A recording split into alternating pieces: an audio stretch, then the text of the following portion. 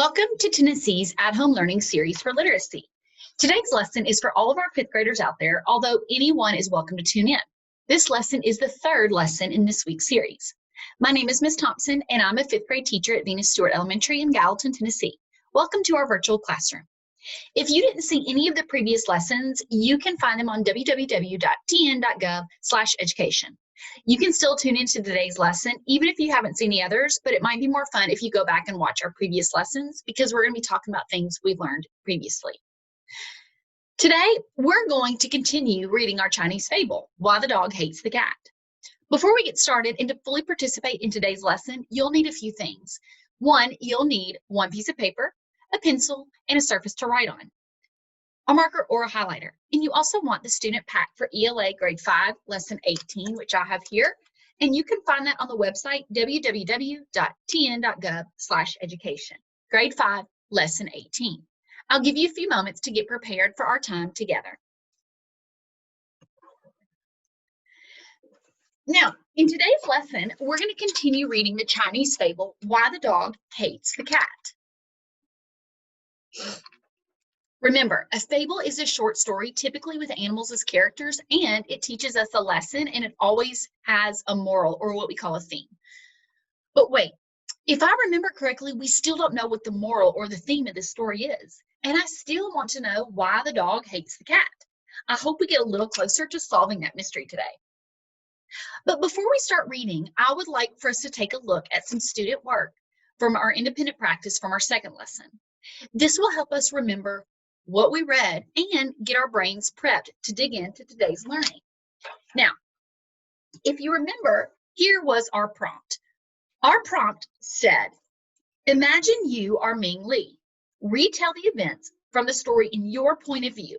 So if you'll remember, I asked you to retell the whole story in Ming Li's point of view, from when he went home and his mother had used the magic beetle to make him dumplings. I wanted you to rewrite that in your own words, pretending that you're him.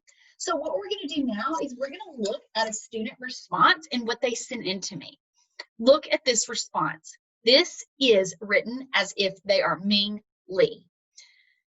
I stop and take a breath. The gods will take care of us. I say quietly to myself as I make my way down the path from our home to the village to look for work. I ask every shop owner, every villager, and every family member I see if they have work I can do. The only answer I receive from them is no. At the end of the day, I drag my tired, hungry body back to our small house and say to myself, the gods will take care of us. As I enter the house, I notice the big smile my mother, Widow Wang, has on her face and how happy she is. Mother, what is going on? I ask. Why are you so happy? Can't you tell I didn't find work again today? I say sadly and hang my head.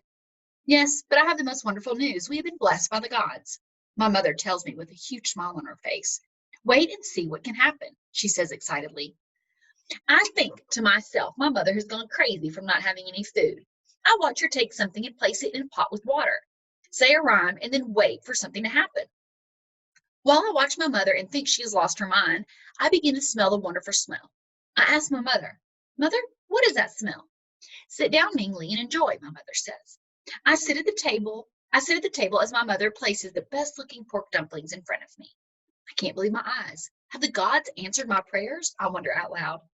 Eat, my son, who loves me so much, and then I will answer your question. Widow Wang, my mother exclaims.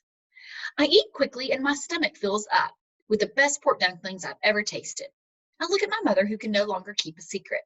Ming Li, look, she says. She holds out the magical golden beetle for me to see. Mother, what is it? I asked. My mother, Widow Wang, tells me, Ming Li, the story of how the old monk came and gave her the golden beetle, but told her not to sell it. She told me that the old monk said to use it to make food for our family. I couldn't believe my ears. The gods had answered my prayers so much that even Blackfoot and Tabby had leftovers to eat. The days went by, and my mother, me, Blackfoot, and Tabby ate every kind of wonderful food we could think of eating. Our bellies got very full. I thought how lucky I was that I no longer had to work, since Mother had the magical golden beetle.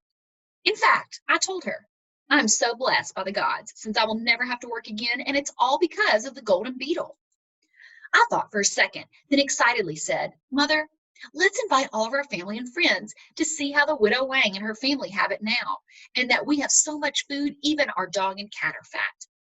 So we invited everyone to come see our wonderful, magical golden beetle that provided us with every food we could think of and show how blessed we were by the gods. Family and friends came from near and far to see our magical golden beetle and eat with us. I thought to myself as I rubbed my full fat belly, it's very nice to have all these people think we're special. Wow, that is a terrific example. I love how this student made sure to include lots of Ming Li's thoughts, feelings, and actions. I really love how they used an example. Why are you so happy? Can't you tell that I didn't find work again? Now, this really helps me as a reader understand how Ming Li must have been feeling when he had to come home to tell his mother he didn't find work. And remember, this student example used a lot of the information from our fable in their writing. So what they did was they took things they already knew and put it into their own narrative as they were writing as if they were Ming Li. And I like this one too that they put in. I thought to myself as I rubbed my full fat belly, I love that because by adding that little detail, I'm able to see how full Ming Li really is and how much he's eaten. I also think it helps me understand how Ming Li feels special and that all the people are going to feel special because they have food. This was some really great writing from a first person perspective or point of view as Ming Li, using what we already know from the fable, using our background knowledge, using the text to help move our writing along. This was really great work, and I bet yours at home is too. Be sure to share it with someone at your house who'll love to read it, or better yet, you could read it to them. Now, we are going to move on today, and we are going to back up a little bit and reread of what we read in lesson 2. Then we're going to read some new stuff. We'll start at the place where the Wangs and their 2 pets are living the good life with tons of fabulous food in their belly. Life is so fabulous that they begin to ask friends and relatives over for dinner. They want to show off their fancy food. So, can you think of a time when you were so proud of something that you couldn't wait to share it with your friends and family? Wasn't it hard to hold it until it was okay to share it? As I begin reading today, I want you to think of how the Wang's decision to share their delicious food with others might mean that trouble is on the way. I'm right here. Now began a long period of perfect happiness. Mother, son, dog, and cat all enjoyed themselves to their heart's content. All manner of new foods, such as they had never tasted, were called forth from the pot by the wonderful little beetle. Bird's nest soup, shark fins, and 100 other delicacies were theirs for asking, and soon Ming Li regained all of his strength. But I fear, at the same time, he grew somewhat lazy, for it was no longer necessary for him to work. As for the 2 animals, they became fat and sleek and grew long and glossy. Remember, this was a nice long time to perfect happiness. And remember, in our last lesson, we learned what the words delicacy meant. That means rare food.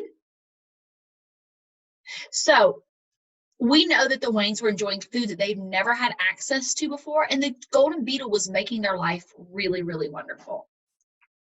I'm in my second paragraph. But alas, the little family became so proud of their good fortune that they began to ask friends and relatives to come to dinner in order to show off their good meals. One day, now remember, this is new reading here.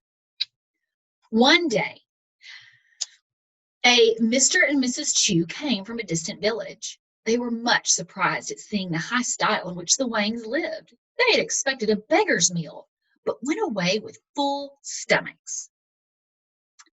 Yep, we knew what was going to happen. Widow Wang and Ming Li were so proud of their new life, they wanted to share it. And who did they invite from a distant, faraway village? That's right, 2 new characters, Mr. and Mrs. Chu. They've invited over for dinner. Now, the text here says that they were surprised at seeing the high style in which the Wangs lived. Why do you think they were surprised? I agree.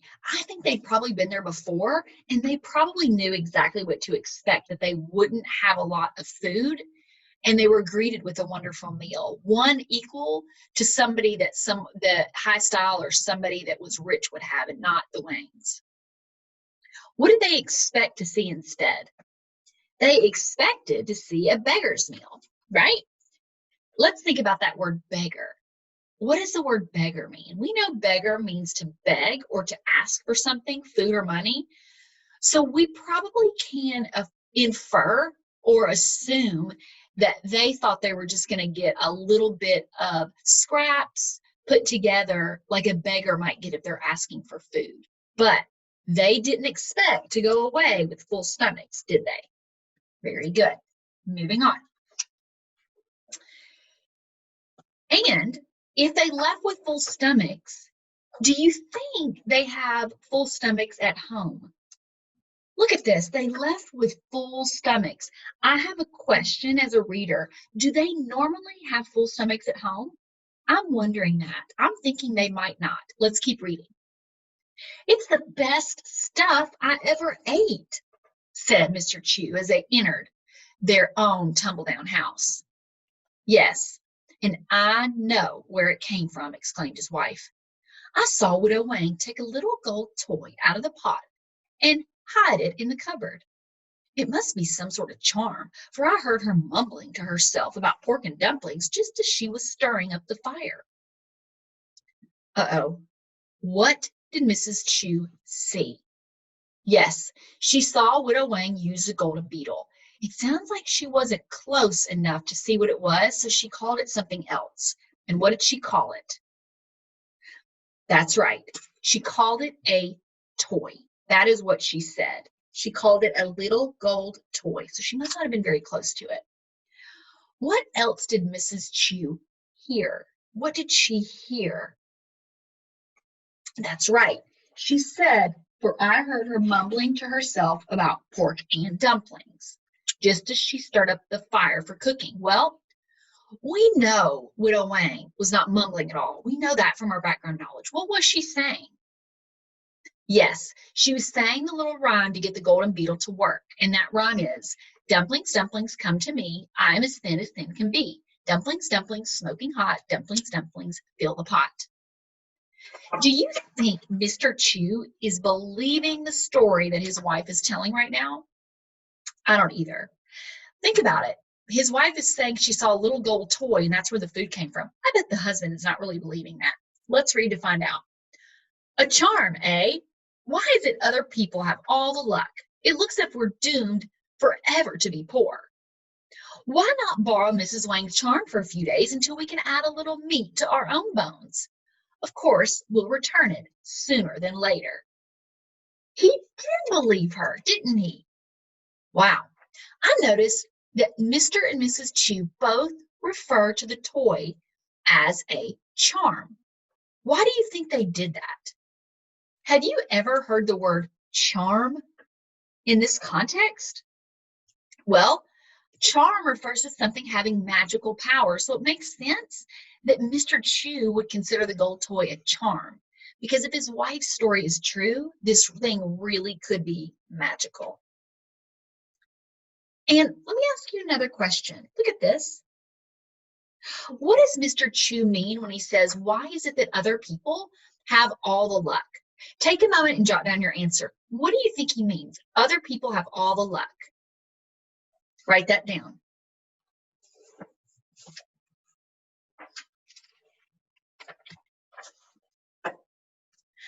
I think it means other people have all the luck is that Mr. Chew and Mrs. Chew may have been poor for a long time, and when luck came around, it was usually not for them. I bet that he doesn't consider himself a very lucky person. But wait a second. I remember something about reading about borrowing the magical charm. Let's reread this. Why not borrow Mrs. Wang's charm for a few days until we can add a little meat to our bones? Of course, we'll return it sooner or later. What does Mrs. Chew say she wants to, why does she say she wants to borrow the charm? Why? Yes, so they can add a little meat to their bones, or so they can get food. Very good. So if you borrow something, that means what? That's right. You take it, but eventually you're going to return it. And when does she say she's going to return it? Does she give a specific time? No, she says she'll return it sooner than later. What does this tell us about her? I think it tells us that she's so desperate to get the magical gold toy that she can't even think about when she'd return it. She doesn't even give a definite date here. She just wants it so bad that she's not willing to return it at a certain time. What do you think her husband, Mr. Chu, is thinking of this plan to borrow the magical charm? I can't wait to find out. Let's keep reading. Doubtless they keep very close watch over it. When would you find them away from home now that they don't have to work anymore? As their house only contains one room and that no bigger than ours, it would be difficult to borrow this golden trinket. Well, what we see here is Mr. Chu has really brought up a hole in his wife's plan. The Wangs no longer have a reason to be away from home, particularly since there is no work anymore. Do you remember that? And he wonders, when would you borrow the magical charm? He even tells his wife it'd be very difficult. What do you think Mr. Chu is trying to do here? I think we need to keep reading to make sure. Luck is surely with us, cried Mrs. Chu, clapping her hands. The Wangs are going to the fair today. I overheard Mrs. Wang tell her son that he must not forget. I will slip back then and borrow the little charm from the box in which she hid it. So I'm going to stop there. It sounds like Mrs. Chu had the problem solved. She knew the Wangs were going out to the fair that day. What does this tell us about Mrs. Chu? I agree. Mrs. Chu had all this figured out before she'd even mentioned it to her husband. She had been plotting a way to borrow the beetle for some time, maybe even before she and her husband left the Wangs' home.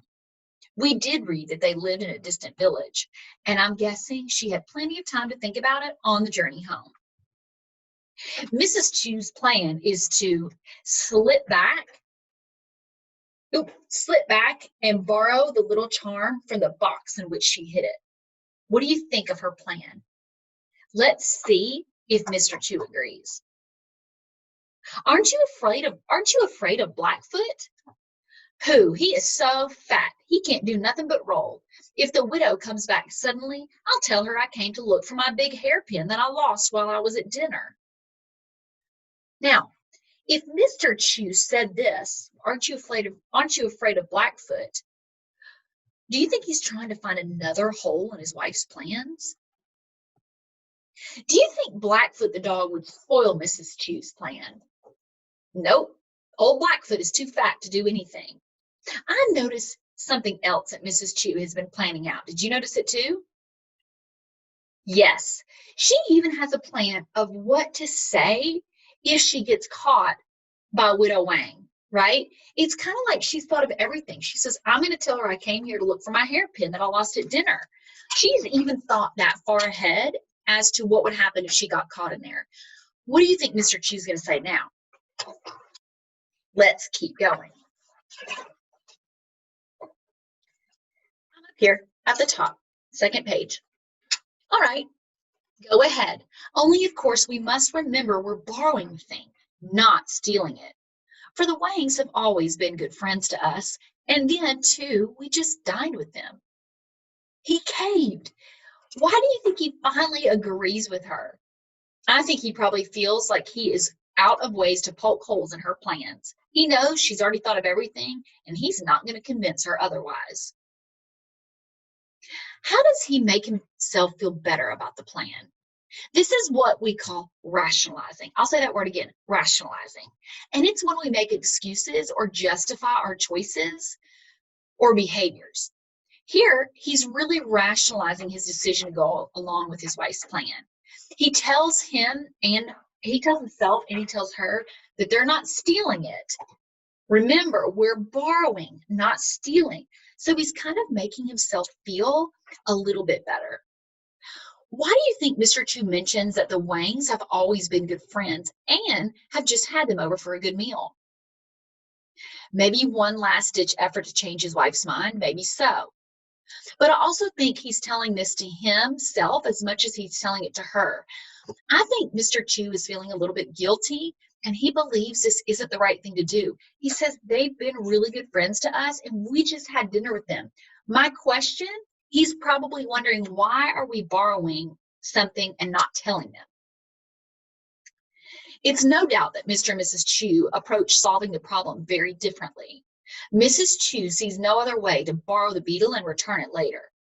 Mr. Chu wants the same outcome as his wife, lots of food, but he isn't convinced that this plan is the way to go. He's just not had enough time to come up with something better. So what do you think will happen? Let's keep going.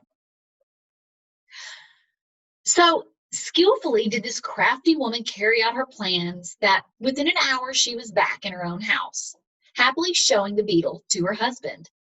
Not a soul had seen her enter the Wang house. The dog had made no noise, and the cat had only blinked her surprise at seeing a stranger and had gone to sleep again on the floor. Wow, she did it. We didn't even read a whole lot more. That happened pretty quickly. I'm guessing she had a plan worked out really well. And did she get caught? Nope. Says not a soul saw her enter the Wang house. She must have really been pretty sneaky. And the author really uses some cool words to describe how Mrs. Chu carried out her plan. What words are they? Skillfully and crafty. She really thought of what she was doing and had a plan the whole time. What did the dog do? Anything? The dog made no noise. Very good. What did the cat do? Did the cat see her? Absolutely. But the cat had only blinked. Now, I wonder if Tabby the cat will remember it later. All right, so if Mrs. Chu now has the beetle, what do you think is going to happen when the Wangs come home from the fair? Let's find out. Great was the yelling and weeping when, on returning from the fair, hungry for a hot meal, the widow found her treasure missing. She went back to the little box in the cupboard 10 times before she could believe it was empty. And the room looked as if a cyclone had struck it. So long and carefully did the mother and son hunt for the long beetle. Oh no, what did Widow Wang think she would do as soon as they got home from the fair? That's right, she thought she was going to cook up another yummy meal because they were what? Hungry from a long day at the fair and they were ready for a meal. But guess what happened? The tiny beetle was gone. No matter how hard they looked, it was nowhere to be found. And little did Widow Wang know that Mrs. Chu had made away with it and was probably cooking up a good meal at that very moment. Moving on. Then came the days of hunger that were all the harder to bear since the recent time of good food. Oh, if they had not gotten used to such delicious food, how hard it was going to be going back to scraps and scrapings. Okay, tell me why you think the Wang's hunger, once that the magic beetle was missing, was harder than before. Their hunger, they were used to it before, but why is it harder now? That's right, the Wangs had become accustomed to all that amazing food anytime they wanted it. They had never had it so good, even before the old monk had brought them the beetle. Now, what words here does the author use to emphasize the fact that they were so upset not to have the good food? He uses words like harder to bear. It was harder to bear. If they had not gotten used to such delicious food, they really, and then it even says going back to scraps and scrapings, they are really going to miss what they've been so used to getting recently. I'm moving on. But if the widow and her son were sad over the loss of good meals, the two pets were even more so. They were reduced to hunger and had to go out every day to the streets in search of stray bones and garbage that decent dogs and cats turned their noses up at. Oh yes, we're brought back to Tabby and Blackfoot. Of course, they would be hungry again too. What did they have to do to get food now that the golden beetle was gone? Yes, they had to go out every day to the streets in search of stray bones and garbage. And stray bones and garbage were nothing in comparison to the really good food that they were used to eating not too long ago. Now, here is what the text says. Watch closely. The text says that the food Tabby and Blackfoot had to eat now was so bad that decent dogs and cats would turn it away. So what do you think decent dogs and cats mean? Yes, in this context, decent means respectable. And of course, no respectable dogs would be seen eating stray bones or garbage. No way. Okay, so now we've got this story. We know Widow Wang and we know Ming Li are in a bad situation, but now this really puts Tabby and Blackfoot in a bad situation. And like Widow Wang and Ming Li, they also had grown used to all that yummy food. And like Ming Li, they no longer had to work to fill their bellies. The golden beetle did all the hard work for them. What do you think Blackfoot and Tabby will do? I really want to know, but we're going to have to wait until the next time to continue our reading. Now, let's take a few minutes and put our brains together and get you ready for your independent practice. I'm going to ask you a few important questions, so grab your paper and get ready. Let's start by looking over our character chart again. We created this quite a long time ago in our lessons. Now, we know that we've charted all of these things about Widow Wang. We put these in our first few lessons, and now I can add new information.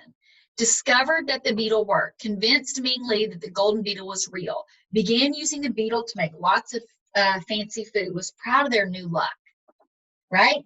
Now we can go to Ming Li, and we know all of these things, all of these new things we charted from our last reading and our reading from today. I'm going to move on. But then we meet some new characters. Now, we want to continue on with our chart. We want to put in Mrs. Chu and Mr. Chu, and we know all of these things about them, that they're from another village. They went to have a nice dinner. They were surprised by the recent meal they had. Mr. Chu always thinks he's poor. All of these things, and then I'm adding to the bottom that Mrs. Chu really wants to go take the golden beetle, and Mr. Chu does not. He thinks that they're just borrowing it, but he does that to make himself feel a little bit better. So let's move on to your independent practice. All right, everything changed for Mr. and Mrs. Chu once they showed up to the Wangs for dinner and saw the fabulous feast that lay before them. Mrs. Chu was clever enough to know that this was not the normal feast of her friends, Widow Wang and Ming Li. Mrs. Chu knew that she had to watch closely to see if she could figure out how Widow Wang made this unbelievable meal. And she did. Mrs. Chu discovered that Widow Wang's secret of the golden beetle and made a plan to borrow it, if only for a few days, and then return it later. After a bit of convincing, Mr. Chu agreed, and Mrs. Chu was off to take the golden beetle from Widow Wang's kitchen cupboard. I'm right here. Mr. and Mrs. Chu made the decision to borrow the golden beetle without telling Widow Wang. They were hungry too and thought they would only need it for a few days to fatten up. Then they would return it. No harm done. Now, remember, we just read, this is kind of a bit of a summary of what we read today. Now, I want you to form an opinion about this situation, either agreeing or disagreeing with Mr. and Mrs. Chu's decision to take the beetle from Widow Wang. Based on your opinion, I want you to include how their decision might impact their relationship, not only with one another, but also with the Wangs. So look at this. You're going to form an opinion about the situation, and based on it, how will their decision impact their relationship with one another and with the Wangs. I want you to support your opinion with reasons and evidence pulled from your notes, including your characters chart and the answers from the questions you learned while we were in today's lesson. So again, your task, your independent task, support an opinion with reasons and evidence about their decision to take the golden beetle. Remember, they've taken it. Is that a good decision? How will it impact them? How will it impact their relationship with the Wangs? I can't wait to keep reading this fable with you. But as always, I enjoyed reading this with you today. I know we're going to eventually discover why the dog hates the cat, but we still haven't figured that out, or the moral of the story. My fingers are crossed for next time. As always, thank you for inviting me into your home. I look forward to seeing you in our next lesson at Tennessee's At Home Learning series. Bye.